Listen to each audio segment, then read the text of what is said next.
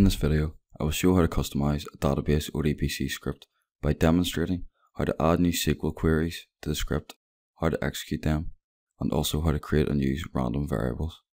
If you haven't seen ODBC video 1 and would like to learn how to record a script like this one, check the link in the description below. After you record an ODBC script, the queries you used in your recording can be seen at the bottom. Here, you can edit your current queries and add new ones.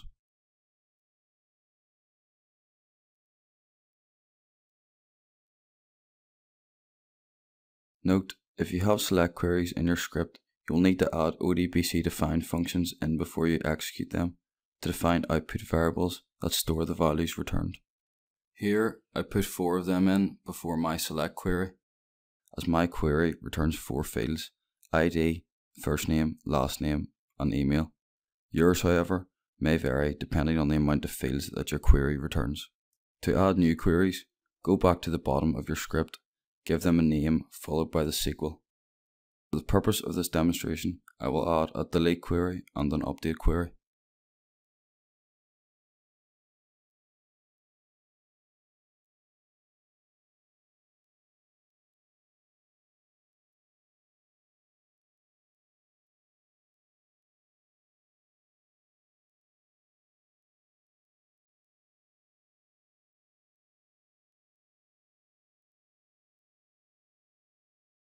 Then, to execute the new queries, go to your script,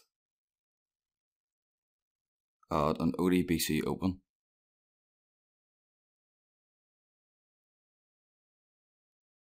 followed by your queries inside an ODBC execute function. Here I'll add my delete query.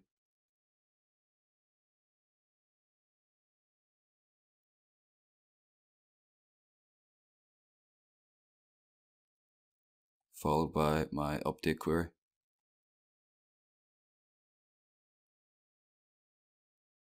And close with an ODBC close.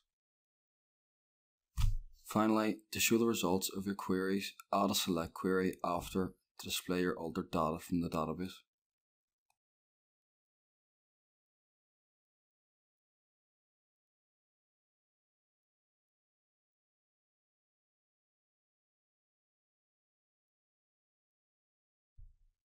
I will now run a try script to show the result of these changes. We can explore the results to view the actions of the SQL. Here is the data before the changes have been implemented.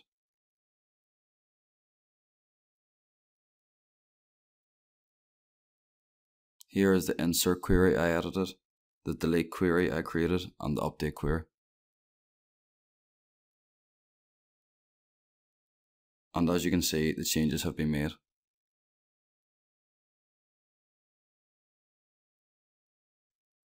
Next, I will create a random variable for the user ID.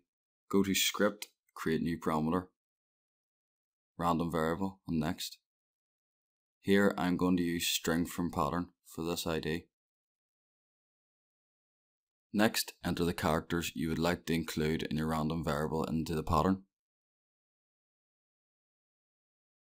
Give it a suitable name.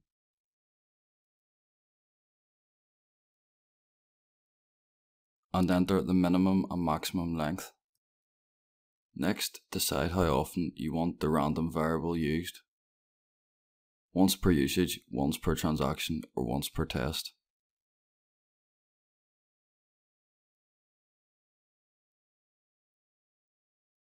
This should now be declared at the beginning of your script.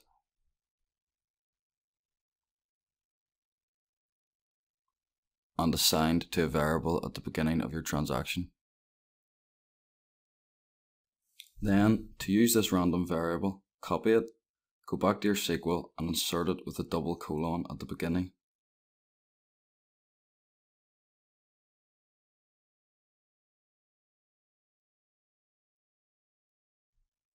I will now add 2 more random variables for the user's first and last names.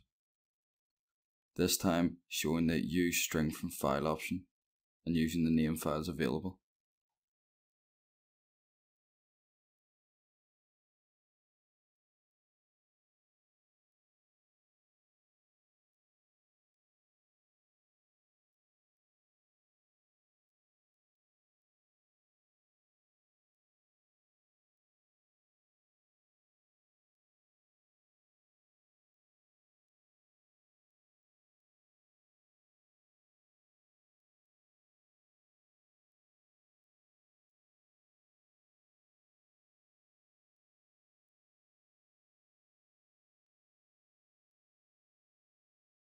These should now be declared at the beginning of your script.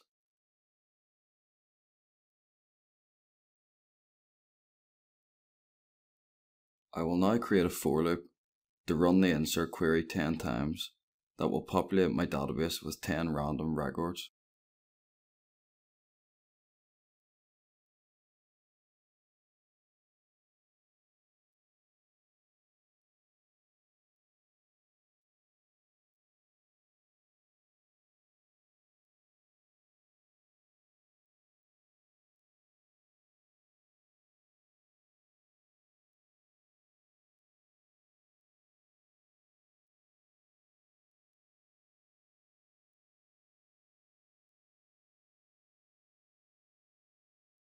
Moving where the random names are declared inside the loop will give them new values every time we run through it.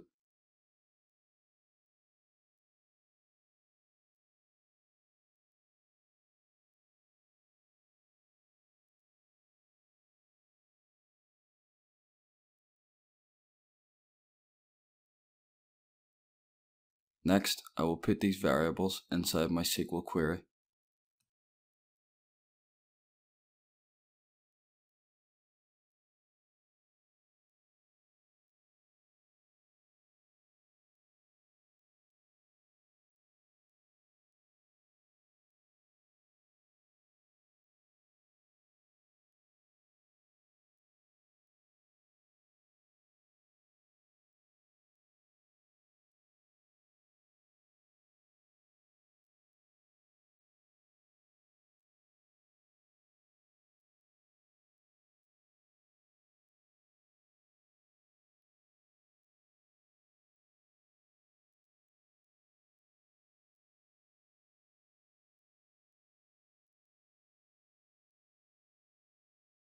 Also, don't forget to put the ID variable inside the for loop as well, as a unique field is required for each user as it is the primary key in the table.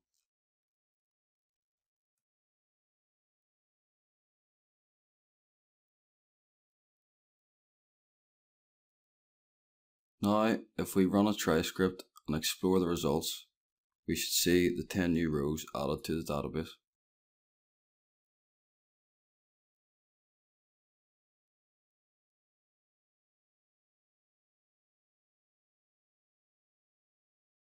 For more information on Silk Performer, visit microfocus.com.